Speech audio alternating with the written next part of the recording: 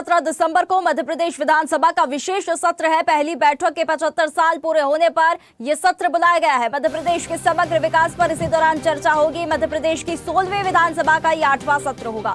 वहीं विधानसभा सचिवालय ने अधिसूची जारी कर दी है। अधिसूचना जारी कर दी गई है। पहली बैठक यहाँ पर होने जा रही है। मध्य प्रदेश के समग्र विकास पर इसी दौरान चर्चा होगी। 16वीं विधानसभा का यह 8वां सत्र होगा। Digital news head Anirudh Sonu ने हमारे साथ जुड़ गए हैं। अनिरुद्ध, सबसे पहले ये बताइए कि 17 दिसंबर को ये जो सत्र बुलाया जा रहा है, विशेष सत्र से कहा जा रहा है, क्या कुछ इसके खास मुद्दे होने वाले हैं? किन बिंदुओं पर यहाँ पर चर्चा होनी है? में मध्य प्रदेश विधानसभा का शीतकालीन 5 दिन का सत्र समाप्त हुआ है और 5 दिन के सत्र में 3 दिसंबर को छुट्टी थी और 4 दिन पूरे सत्र की कार्रवाई चली थी।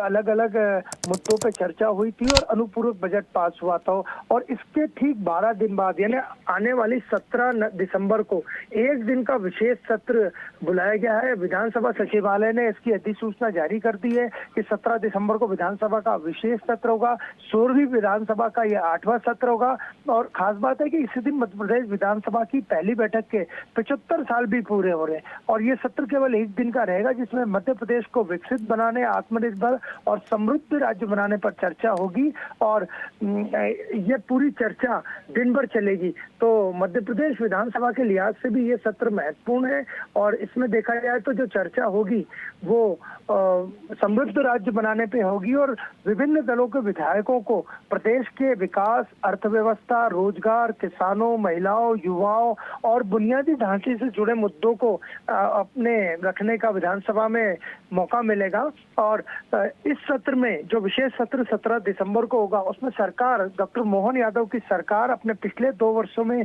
किए गए कामों और उपलब्धियों को भी विधानसभा के सामने प्रस्तुत कर सकती है और इसके साथ ही आगे किन क्षेत्रों पर विशेष ध्यान देना है।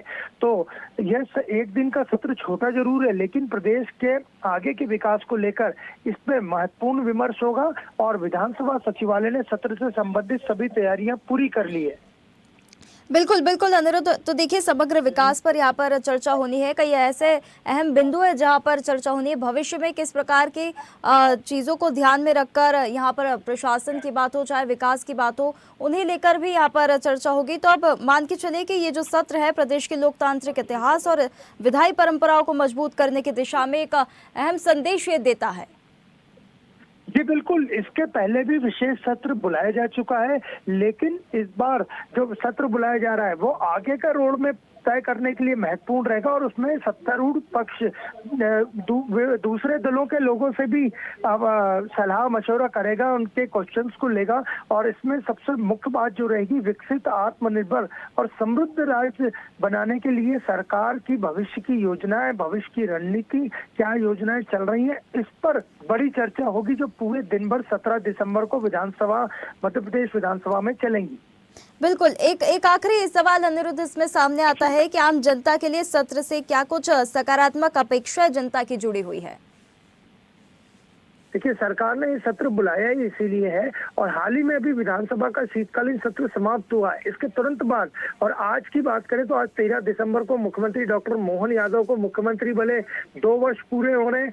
कल ही उन्होंने अपना रिपोर्ट कार्ड भी पेश किया। 2 वर्ष में जो काम किए जिनमें की कई महत्वपूर्ण चीजें हैं वो महत्वपूर्ण हो गई है और विधानसभा की पहली बैठक के 17 दिसंबर को 75 वर्ष पूरे हो रहे हैं। तो ये सत्र इसलिए भी खास है कि 75 साल पूरे हो रहे हैं और मध्य प्रदेश को विकसित, आत्मनिर्भर और समृद्ध राज्य बनाने पर इसमें चर्चा होगी और ये चर्चा आगे का रोड मैप तय करने के साथ साथ पूरे 75 साल के इतिहास को भी मध्य प्रदेश विधानसभा में 1 दिन में समेटेगी। बिल्कुल अनिरुद्ध, तो कुल मिलाकर कहा जा सकता है कि ये जो विशेष सत्र है मध्य प्रदेश की जो उपलब्धियों हैं उनके मूल्यांकन और भविष्य की योजनाओं को लेकर जो रोड मैप तैयार होगा उसको एकदम सार्थक और सकारात्मक है ये मंच देने वाला है। बहुत धन्यवाद आपका हमारे साथ जुड़ने के लिए।